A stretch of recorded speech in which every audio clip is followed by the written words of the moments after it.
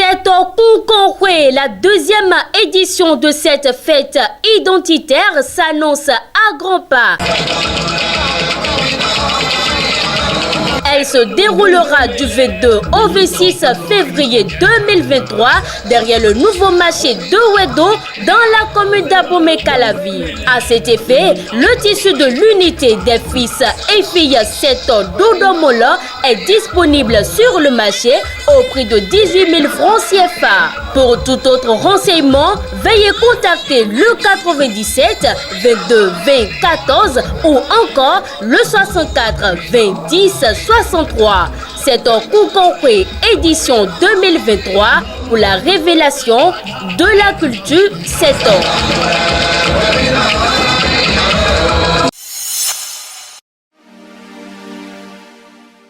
Vendredi 10 février 2023, fidèle internaute de Guérite TV Monde, bonjour. Matin Libre apparaît ce jour avec comme titre en manchette « Mort par pendaison dans le Septentrion, le suicide, un phénomène de désespoir ». Regard croisé d'un sociologue et d'un psychologue. La partie septentrionale du Bénin est en proie depuis plusieurs mois à des cas de suicide répétés. Déjà en 2020, il a été enregistré plus d'une quinzaine de cas dans plusieurs communes des départements du Borgou, Alibouri, Atakora et Donga, relayés au niveau des radios locales et sur les médias sociaux. Pour le compte de cette année 2023 et ce mois de février, 2 cas déjà ont été enregistrés. Le premier cas, c'est un homme, la quarantaine, qui a été retrouvé pendu à un arbre le lundi 6 février 2023 au quartier Soanin, dans la commune de Ndali, département du Borgou. Tandis que le second cas s'est produit ce mercredi 8 février 2023 dans le village de Sontou, dans la commune de Perere, où un homme s'est volontairement donné la mort en s'enfermant dans sa chambre, accouché avant d'appuyer sur la gâchette de son fusil de fabrication artisanale. Une situation qui suscite inquiétude et incompréhension.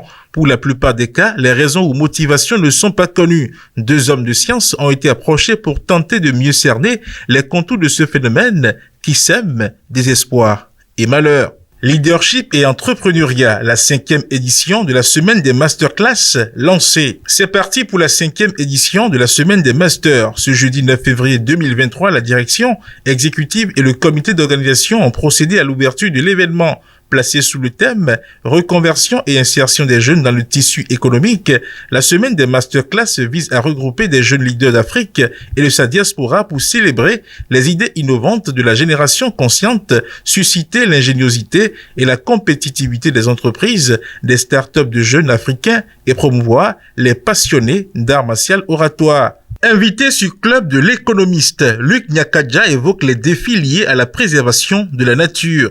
Ancien secrétaire exécutif de la Convention des Nations Unies sur la désertification, Luc Nyakadja s'est prononcé sur plusieurs sujets majeurs. Évoquant les défis de l'environnement, l'ancien ministre n'a pas manqué de souligner les actions mises en œuvre au plan national, non seulement pour valoriser le foncier, mais également pour la protection de l'environnement. À l'en croire, la préservation des zones humides est une nécessité et les Nations Unies en font une priorité, a-t-il précisé. Nous sommes vendredi et Matin Libre vous présente Baromètre. Quelles sont les personnalités dont les côtes sont en hausse ou en baisse?